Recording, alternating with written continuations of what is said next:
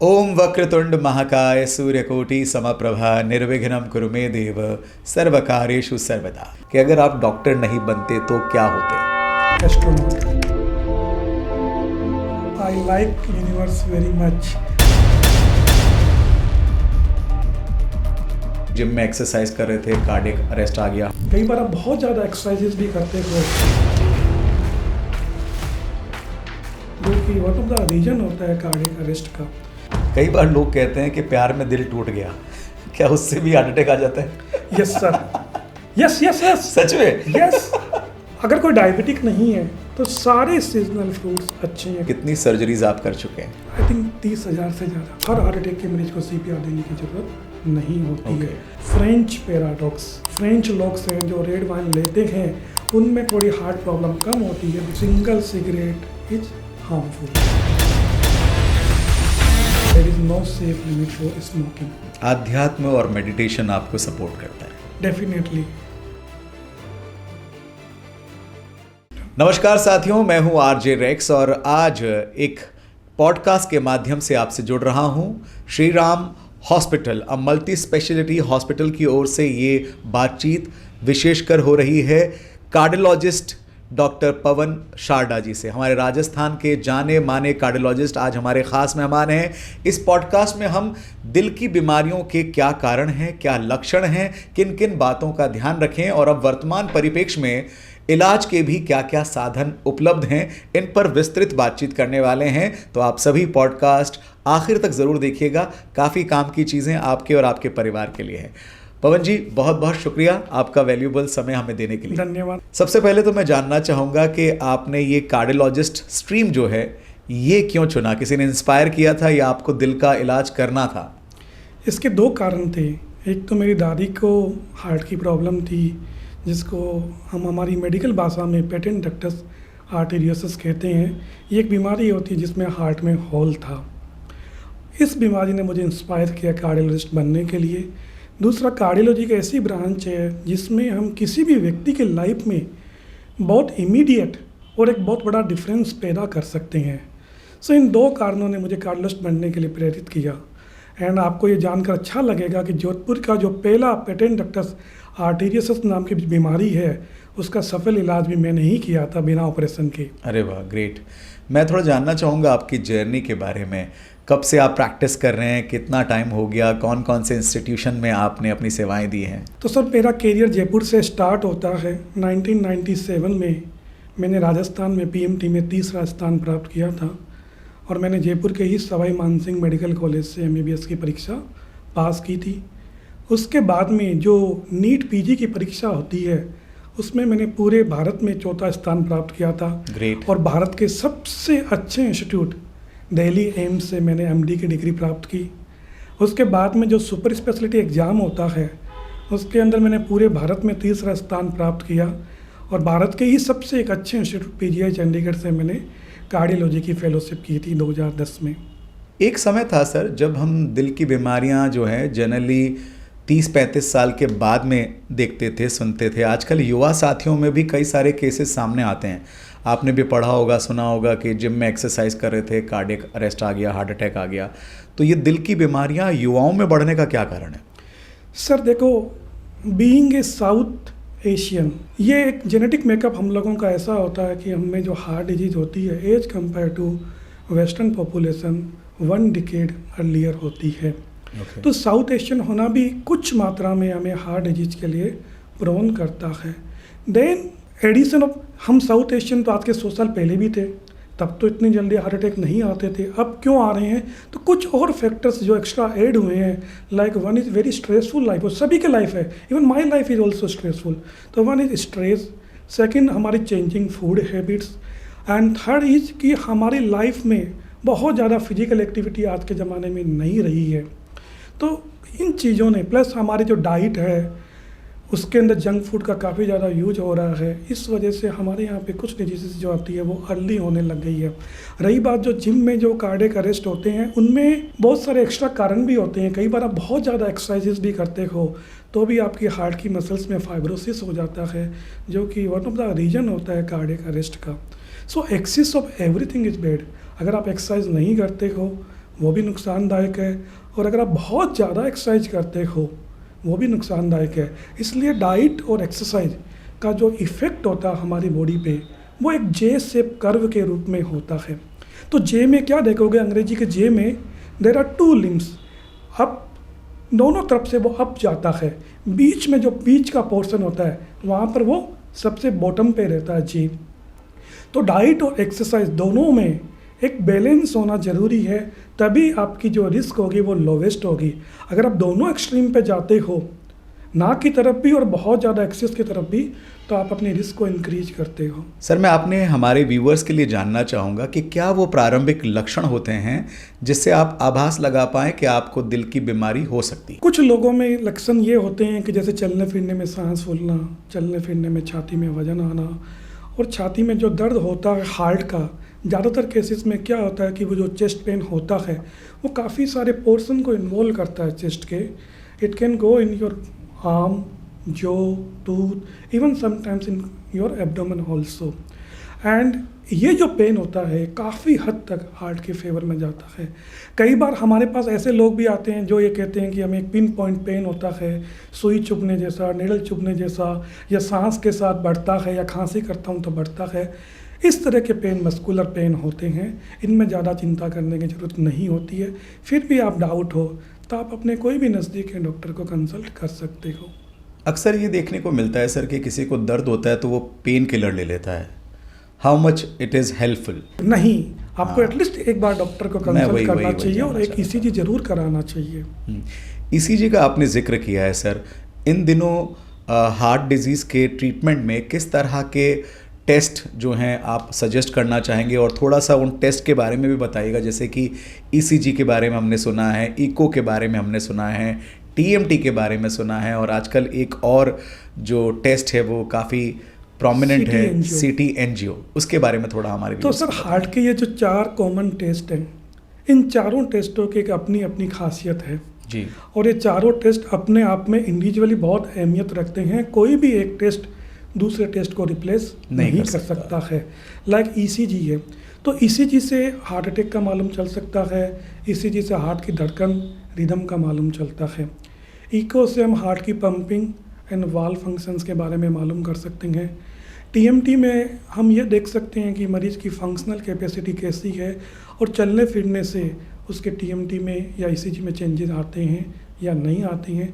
सीटी angio again एक बहुत अच्छा टेस्ट है, एंड इससे हम हार्ट में कैल्शियम स्कोरिंग देख सकते हैं और हार्ट के आर्टरीज को डायरेक्टली विजुअलाइज कर सकते हैं। ये बहुत ही अच्छा टेस्ट बताया जा रहा है। यस, लेकिन सब लोगों में सीटी एंजियो एडवाइजेबल नहीं होता है।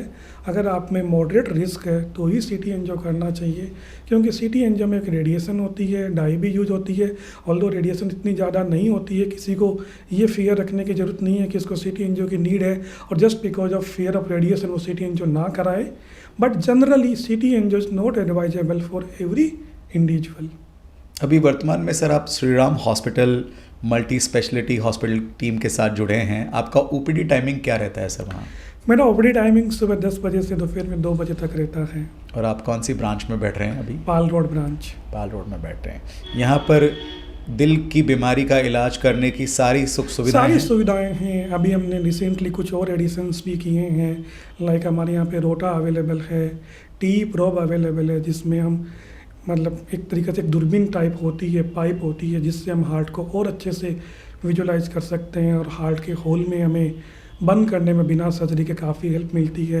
दिल की बीमारियों का इलाज अब और बेहतर हो पाएगा श्रीराम हॉस्पिटल में, क्योंकि डॉक्टर पवन शारदा वहाँ अपनी सेवाएं दे रहे हैं। सर, अभी हम कुछ दिनों पहले एक डायबिटीज़ के एक्सपर्ट डॉक्टर से बात कर रहे थे, तब हमने जाना कि अगर पेरेंट्स को डायबिटीज़ है तो बच्चे में भी डायबिटीज़ होने का एक परसेंटेज होता है।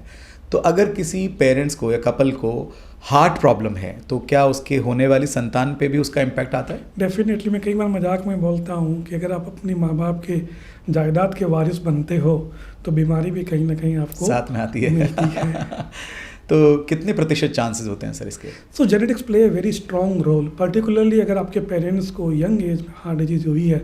अगर मैं बात करूं, अगर आपके फादर को below the age of 45 year या मदर को below the age of 55 year heart की बीमारी हुई है, तो आप में काफ़ी स्ट्रॉन्ग चांस होते हैं हार्ट की प्रॉब्लम होने की, और वो भी छोटी एज में। सर मैं आपसे जानना चाहूँगा कि हार्ट अटैक और कार्डियक अरेस्ट दोनों में अंतर होता है या एक ही जैसा होता है ये? दोनों अलग अलग हैं। सो कार्डियक अरेस्ट का मतलब ये होता है कि आपका हार्ट जो है वो चलते चलते रुक गया। इसका एक कॉमन कारण जो बिगेस्ट कॉज है वो हार्ट अटैक होता है, लेकिन कार्डियक अरेस्ट और भी दूसरे कारणों से हो सकता है। कई बार हार्ट की मसल्स की प्रॉब्लम होती है, कई बार हार्ट की अगेन इलेक्ट्रिकल प्रॉब्लम्स होती है, कई बार हार्ट की आर्टरीज का जो ओरिजिन होता है वो एबनॉर्मल होता है, तो ये भी कार्डियक कर सकते हैं। शुरू में सर आपने जिक्र किया था कि स्ट्रेस जो है वो दिल की बीमारियां बढ़ाने में बहुत बड़ा रोल प्ले कर रहा है। इसके लिए आप क्या एडवाइस करते हैं अपने पेशेंट्स को या उन तमाम लोगों को जो हमारा ये पॉडकास्ट देख रहे हैं? सो स्ट्रेस कम करने के लिए सबसे इम्पोर्टेंट है कि you should do some meditations, नंबर 1, and you should have some kind of hobby also, चाहे वो म्यूजिक हो, साइकिलिंग हो, या प्लेइंग गेम्स हो, या वेकेशंस लेना हो, या परिवार के साथ टाइम बिताना हो। तो कुछ ना कुछ फॉर्म में हॉबी आपकी डेली लाइफ का हिस्सा होनी चाहिए। बिल्कुल सही कहा आपने। कहीं ना कहीं स्ट्रेस को जितना आप कम रखेंगे, दिल की बीमारियां उतनी ही आपसे दूर रहेंगी। एआई और जो आज की टेक्नोलॉजी लगातार बढ़ रही है, उसका दिल की बीमारियों के इलाज में कितना योगदान है sir?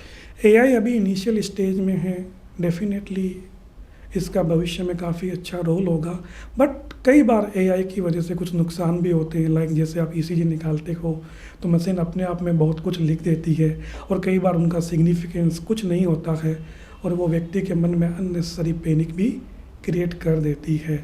So still it's an evolving phase, and definitely future में इसका बहुत अच्छा रोल होगा। आजकल सर इंटरनेट पर हर कोई अपने सिम्टम्स के बारे में एआई से या गूगल से पूछ लेता है और उसको वो सलाह मिलती है, उसको वो एक्सेप्ट भी कर लेता है। कितना सही मानते हैं आप मेडिकली इन चीज़ों को? एक जनरल एडवाइस के रूप में अगर हम देखें तो इंटरनेट में जो चीज़ें अवेलेबल है वो बिल्कुल सही होती है और आप इसको यूज कर सकते हो, लेकिन फिर भी अगर आपको कोई तकलीफ हो तो आपको स्पेशलिस्ट से ज़रूर मिलना चाहिए। हाँ, ये आपने सही कहा कि एक जनरल सलाह ठीक है, पर आप कोई क्रिटिकल इन्फॉर्मेशन एआई से या गूगल से आपको मिले उसे सही ना माने, अपने नज़दीकी डॉक्टर से कंसल्ट ज़रूर करें। मैं आपसे ये भी जानना चाहूँगा सर कि वज़न जो है उसका हार्ट डिजीज़ से कैसा संबंध है, वेट से? वज़न, जैसे मैंने अभी कुछ देर पहले भी बोला था कि हमारी हेल्थ में एक जे शेप कर्व होता है। अगर आपका वज़न ज़्यादा है, लाइक बीएमआई अगर आपका 25 से एबव है तो भी हार्ट डिजीज़ की रिस्क बढ़ जाती है, और अगर किसी का बीएमआई 18.5 से कम है तो भी हार्ट डिजीज़ की रिस्क बढ़ती है। इसको हम बोलते हैं ओबेसिटी पैराडॉक्स। किसी का वज़न बहुत कम और उसको हार्ट की प्रॉब्लम हो गई है तो भी उसकी कॉम्प्लिकेशंस होने के चांसेस ज़्यादा रहते हैं। ये सब कुछ जानना बहुत ज़रूरी है, और दिल की बीमारियों से जुड़ा हुआ अगर आपका कोई भी प्रश्न हो तो आप डॉक्टर पवन शारदा जी से श्रीराम हॉस्पिटल में कंसल्ट कर सकते हैं। एक और सवाल सर, एंजियोप्लास्टी और बाईपास सर्जरी, इन दोनों में क्या अंतर है? एंजियोप्लास्टी का मतलब होता है कि हम बिना सर्जरी के जिस तरीके से एंजियोग्राफी करते हैं उसी तरीके से हम बैलून से आर्टरी को खोल के उसमें स्टेंट डालते हैं।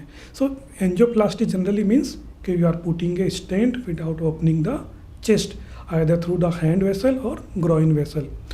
बाईपास सर्जरी मीन्स कि आप छाती को खोल करके यू पुट न्यू आर्टरीज।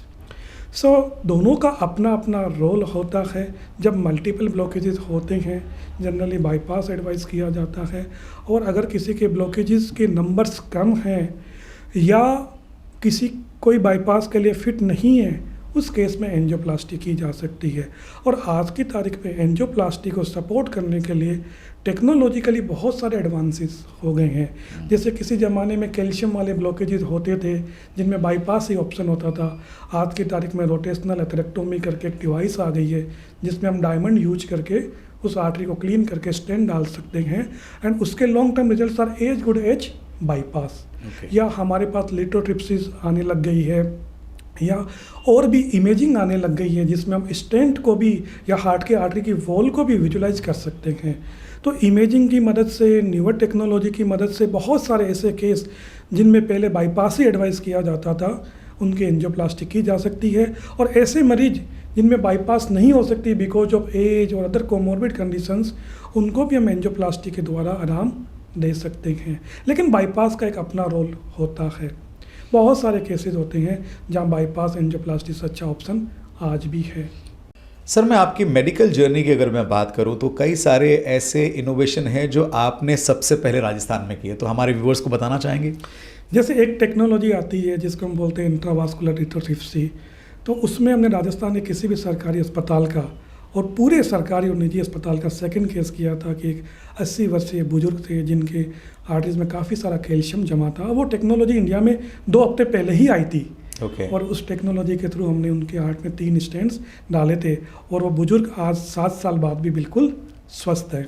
हमने एक और टेक्नोलॉजी है जो राजस्थान में पहली बार किया था कि हमने हार्ट में फ़िल्टर लगाया।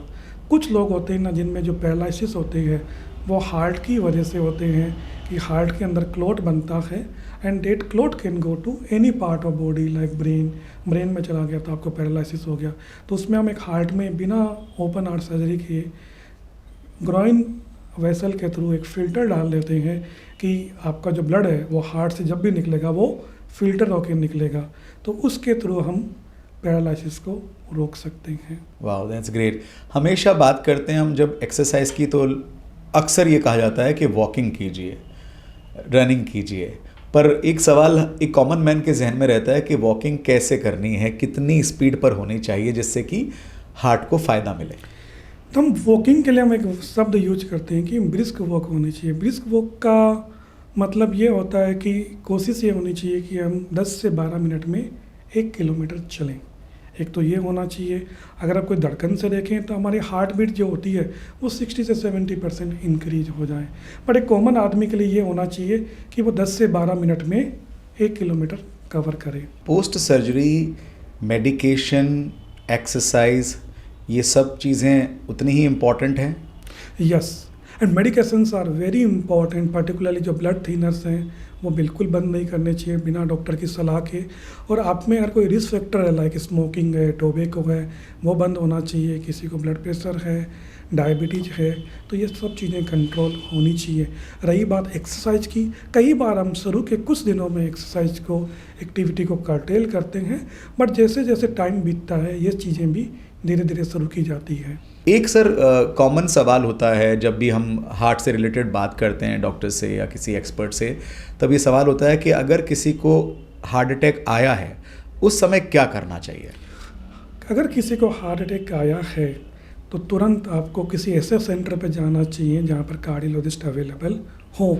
अगर आप किसी ऐसी जगह हो जहाँ कार्डियोलॉजिस्ट नहीं अवेलेबल है तो एक बार का आपको वहाँ पर प्राइमरी ट्रीटमेंट लेकर के कोशिश ये होनी चाहिए कि जल्दी से जल्दी हम ऐसे सेंटर पे पहुँचे जहाँ कार्डियोलॉजिस्ट अवेलेबल हो, क्योंकि हार्ट अटैक के अंदर 24 घंटे के अंदर बहुत सारे कॉम्प्लिकेशंस होने के चांसेस होते हैं और जो मैक्सिमम बेनिफिट मिलता है ट्रीटमेंट का वो भी 12 से 24 घंटे के अंदर ही मिलता है। सो हम एक वर्ड यूज करते हैं, टाइम इज मसल।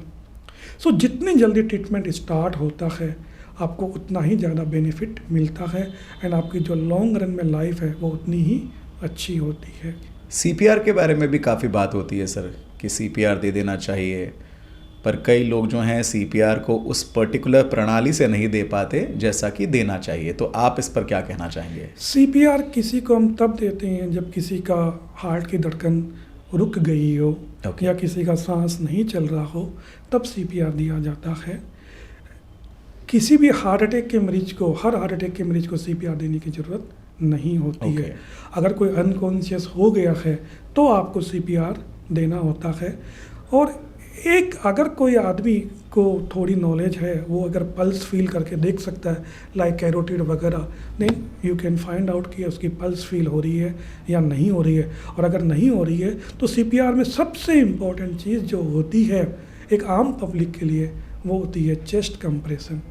और आपको चेस्ट को ऐसे कंप्रेस करना है कि आपका जो elbow and shoulder they should be straight and आपको लोअर थर्ड ऑफ स्टर्नम पे प्रेशर लगाना है। इतना प्रेशर लगाना है कि आपका जो स्टर्नम है वो 3 से 5 सेंटीमीटर दबे और दबने के बाद में आपको छोड़ना है ताकि एक रिकॉइल हो और ब्लड को हार्ट के अंदर आने का मौका मिले। कोशिश ये करें कि हम 80 से 100 बार 1 मिनट में चेस्ट कंप्रेशन करें। तो CPR के अंदर आज की तारीख में अगर एक ही व्यक्ति अवेलेबल है तो मोस्ट इम्पॉर्टेंट चीज़ होती है, वो होती है चेस्ट कंप्रेशन। तो इन बातों का विशेष ध्यान रखें। अगर आपके पास पूरी जानकारी नहीं है तो एक्सपर्ट डॉक्टर से सलाह लें, कोई नर्सिंग स्टाफ है उनसे सलाह लें तो और ज़्यादा फ़ायदा रहेगा।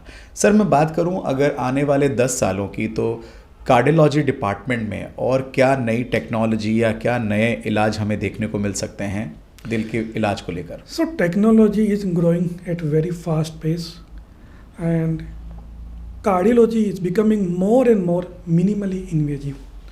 जैसे हम बात करें कि वाल्व रिप्लेसमेंट, किसी ज़माने में जितने भी वाल्व की डिजीज़ होती थी उनमें ओपन हार्ट सर्जरी ही एक ऑप्शन होता था जी। आज की तारीख में हम बिना सर्जरी के भी वाल्व चेंज कर सकते हैं। और आपको ये जानकर अच्छा लगेगा कि जोधपुर में हमने लगभग 15 ऐसे मरीज जो 80 साल के हैं जिनके वाल्व की प्रॉब्लम थी और जिनको सर्जरी नहीं की जा सकती थी एज की, उनका भी हमने बिना सर्जरी के वाल्व चेंज किया है एंड व्यक्ति 24 से 48 घंटे में घर चला जाता है। तो एक तो वाल्व सर्जरी है, दूसरा एडवांस है वो पेस मेकर में।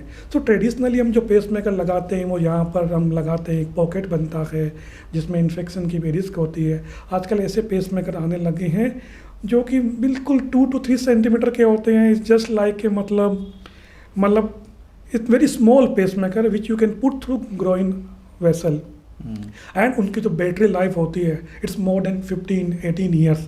सो one pace maker is enough for your entire life. किसी को 60 साल पे हार्ट ब्लॉक हुआ, you have put a pace maker which goes for next 20 years, his life is completed. So these are the advantages जो हमें future में देखने को मिलेंगे। और आपको जोधपुर में भी हमने फर्स्ट केस हमने ही किया था कि एक व्यक्ति जिसको हम ट्रेडिशनल पेस मेकर नहीं लगा सकते थे उसके हमने ग्रोइन की वेसल के थ्रू हार्ट में डायरेक्टली पेस मेकर लगा दिया था। इसमें कोई सर्जरी नहीं होती है, कोई रिस्क नहीं होती है एंड 24 घंटे के अंदर मरीज को डिस्चार्ज कर दिया जाता है। तो ये चीज़ें और ज़्यादा कॉमन हो जाएगी। इलाज में कीमत और पैसे की बात करें हम, तो क्या वो भी आगे आने वाले टाइम में और बढ़ेगा या रिड्यूस होगा? कोई भी टेक्नोलॉजी जब नहीं आती है तब वो कॉस्टली होती है क्योंकि इसमें एक R&D का खर्चा होता है। बट जैसे जैसे वो टेक्नोलॉजी स्टैब्लिश हो जाती है देन वो धीरे धीरे उसकी कॉस्ट कम हो जाती है। But yes, newer technology, newer modalities are costly. और अगर मैं श्री राम हॉस्पिटल की बात करूं तो यहाँ सारी सरकारी योजनाओं का लाभ भी मिलता है मरीजों को? बिल्कुल, सभी सरकारी योजनाएं यहाँ पर अवेलेबल हैं, चाहे माँ योजना हो, RGHS हो, ECHS, CGHS, रेलवे, TPA, इन सभी में निःशुल्क और अच्छा इलाज विद आधुनिकतम तकनीकों के साथ किया जाता है। अब तक की आपके जीवन के सफ़र की मैं बात करूँ तो कितनी सर्जरीज आप कर चुके हैं? आई थिंक 30,000 से ज़्यादा। अरे वाह, दैट्स ग्रेट। मतलब कमाल की प्रैक्टिस है आपकी। अब कुछ निजी सवाल आपसे पूछते हैं कि अगर आप डॉक्टर नहीं बनते तो क्या होते? एस्ट्रोनॉट। वाह, क्यों, बचपन से ऐसा था आपका शौक? I don't know, I like universe very much. मैं कई बार जब फ्री होता हूँ तो यूनिवर्स के बारे में पढ़ता रहता हूँ। अच्छा, आपकी हॉबीज़ क्या हैं? So I do meditations regularly. I like कि फैमिली वेकेशंस मुझे बहुत अच्छी लगती है। बच्चों के साथ खेलना बहुत अच्छा लगता है, बेटे के साथ। तो कई बार मैं उसका टेनिस खेलता हूँ और सबसे अच्छी हॉबी मुझे स्विमिंग बहुत अच्छी लगती है। अरे वाह, कमाल है। जैसे स्ट्रेस की बात कर रहे थे सर हम, आपको कभी स्ट्रेस होता है तो आप कैसे मैनेज करते हैं that stress? Sir, I believe lot in spirituality and meditation. These are the 2 things जो मेरी स्ट्रेस को कम करने में हेल्प करती है। क्या है? इवन जब मैं एंजियोग्राफी भी करता हूँ तो कई बार मैं मरीजों को भी बोलता हूँ, अगर किसी को हनुमान चालीसा आती है तो मैं उसको बोलता हूँ तुम हनुमान चालीसा का पाठ करो मन में। तो उससे हमें क्या 2 फ़ायदे मिलते हैं। एक कि मरीज भी एंग्शियस नहीं होता, उसका भी ध्यान कहीं ना कहीं और चला जाता है और कहीं ना कहीं हम भी उसकी वजह से एक अनलिमिटेड पावर से अटैच हो जाते हैं। तो मेरा बहुत कॉमनली मरीजों को मैं बोलता हूँ जिनको हनुमान चालीसा आती है, बाबा हनुमान चालीसा करो मन में, तब तक हम 2 मिनट में एंजियोग्राफी ख़त्म कर देते हैं। बिकॉज हम आज की तारीख में हमारे सारे प्रोसीजर्स होते हैं वो हम हाथ की आर्टरी से करते हैं और हाथ की आर्टरी जो होती है ना बड़ी स्मॉल आर्टरी होती है। तो अगर कई बार व्यक्ति एंग्शियस होता है तो डेट आर्टरी गो इन स्पाज्म में। तो हमारे लिए मुश्किल हो जाती है। तो उसका भी स्ट्रेस प्रोसीजर के दौरान नहीं होना चाहिए, वो भी ध्यान रखना चाहिए। उसका भी ध्यान रखना होता है। तो उसके लिए मैं कॉमन चीज़ यूज करता हूँ, वो मैं उसको बोलता हूँ कि हनुमान चालीसा करो, तो उसका भी ध्यान भटक जाता है। आध्यात्म और मेडिटेशन आपको सपोर्ट करता है। डेफिनेटली। मैं अगर बात करूं सर कि वेस्टर्न राजस्थान में आपके पास जो दिल की बीमारियों के केसेस आते हैं, उनमें सबसे ज़्यादा क्या प्रॉब्लम्स होती है? अगर हम सबसे ज़्यादा कॉमन प्रॉब्लम देखते हैं हम, तो वो हार्ट अटैक वाली ही होती है, जिनमें ब्लॉकेजेस होते हैं, हार्ट के किसी न किसी नस में रुकावट होती है। तो ये बीमारी सबसे कॉमन बीमारी है हमारे इस क्षेत्र में। उसके अलावा 2-3 बीमारियां जो मैं और बताना चाहूँगा। एक बीमारी होती है जिसमें हार्ट की पंपिंग वीक होती है, कि हार्ट कमज़ोर हो गया, तो ये बीमारी भी हमारे क्षेत्र में काफ़ी है। उनमें मोस्ट ऑफ द टाइम हमें मेडिसिन से इलाज करना होता है, ऑल्दो कुछ डिवाइसेस भी आ गई है जिससे हम हार्ट की पंपिंग को बढ़ा सकते हैं।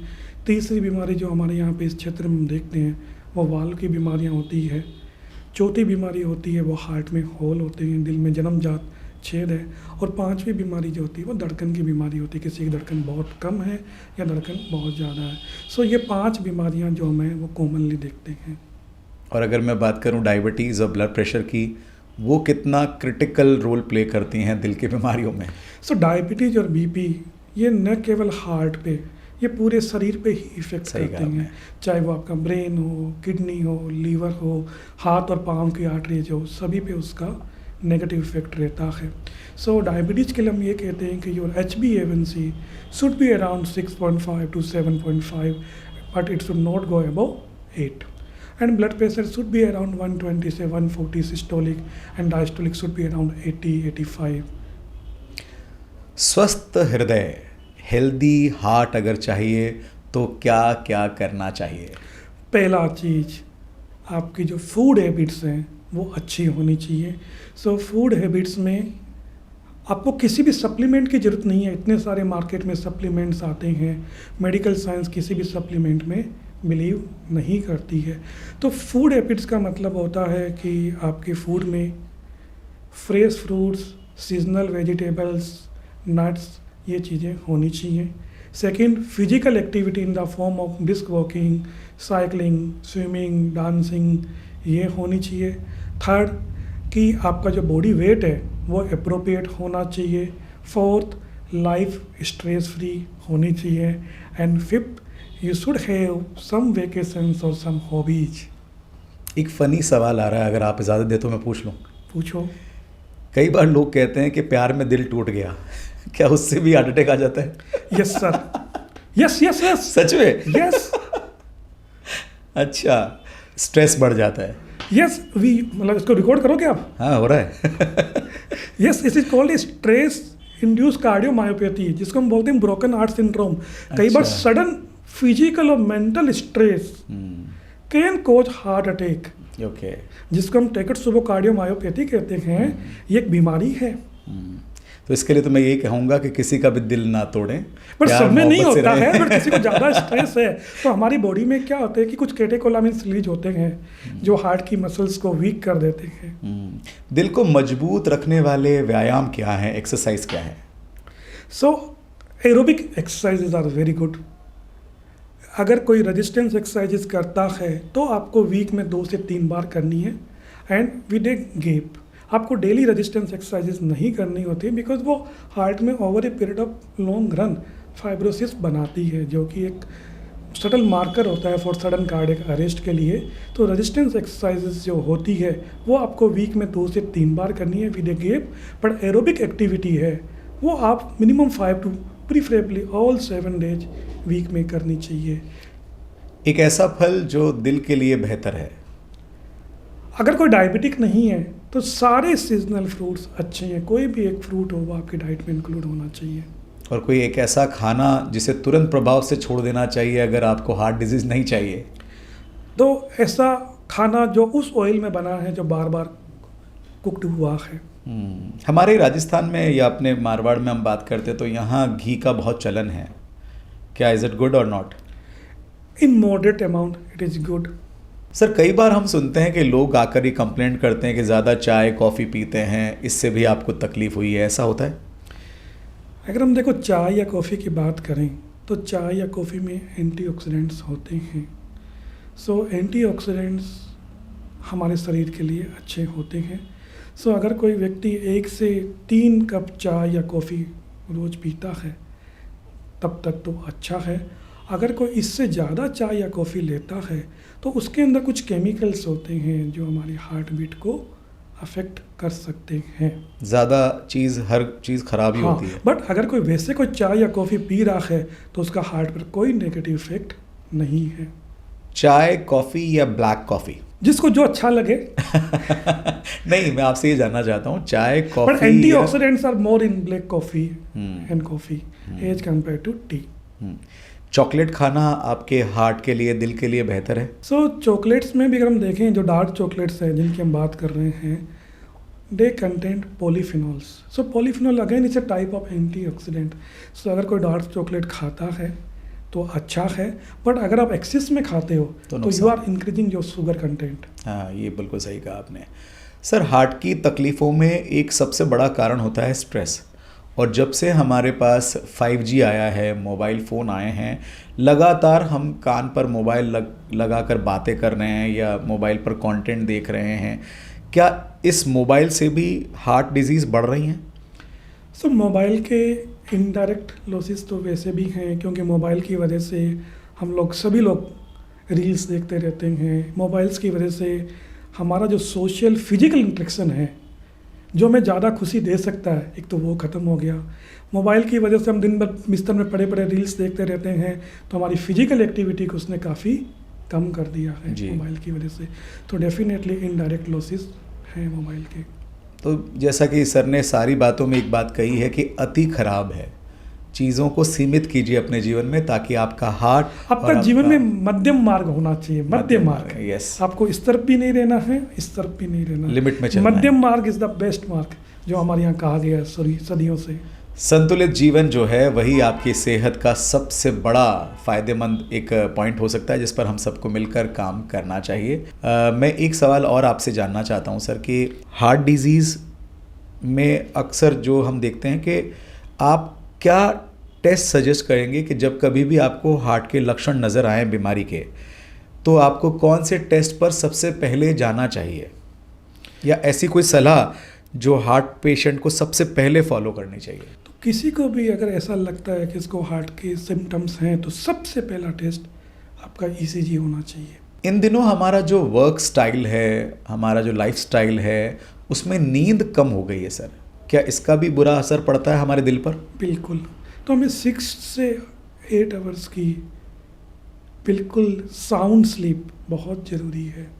पर सबका यही एक्सक्यूज़ होता है कि हमारे लाइफस्टाइल में इतना टाइम हमें नींद का नहीं मिलता है, तो इसका कोई बैकअप प्लान है?